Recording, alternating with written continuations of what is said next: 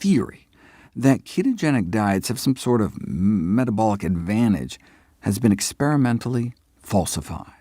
The keto diet's proponents' own studies showed the exact opposite. Ketogenic diets actually put you at a metabolic disadvantage and slow the loss of body fat. How much does fat loss slow down on a low-carb diet? If you cut about 800 calories a day of carbohydrates from your diet, you lose 53 grams of body fat a day.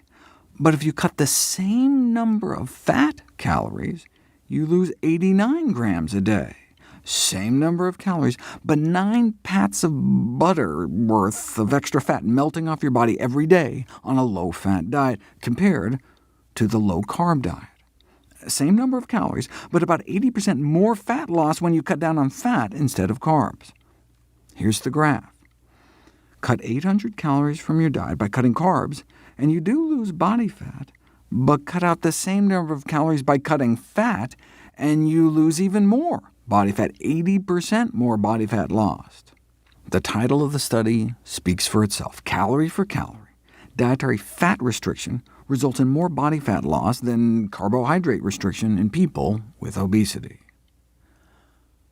But just looking at the bathroom scale, though, would mislead you into thinking the opposite. After 6 days on the low-carb diet, study subjects lost 4 pounds. On the low-fat diet, they lost less than 3. So step on the scale, and it looks like the low-carb diet wins hands down. So you can see why low-carb diets are so popular. But what was happening inside their bodies tells the real story. The low-carb group was losing mostly lean mass, water and protein. This loss of water weight helps explain why low-carb diets have been such cash cows for publishers over the last 150 years. That's their secret. As one weight loss expert noted, rapid water loss is the $33 billion diet gimmick. When you eat carbohydrates, your body bulks your muscles up with glycogen for quick energy. Eat a high-carbohydrate diet for 3 days, and you may add about 3 pounds of muscle mass onto your arms and legs. Those glycogen stores drain away, though, on a low-carb diet and pull water out with it. And the ketones also need to be flushed out of the kidneys, pulling out even more water. On the scale, that can manifest as 4 more pounds coming off within 10 days, but that all can be accounted for in water loss. The bottom line, keto diets just don't hold water. But the thrill of seeing the pounds come off so quickly on the scale keeps many coming back. When the diet fails, the dieters often blame themselves.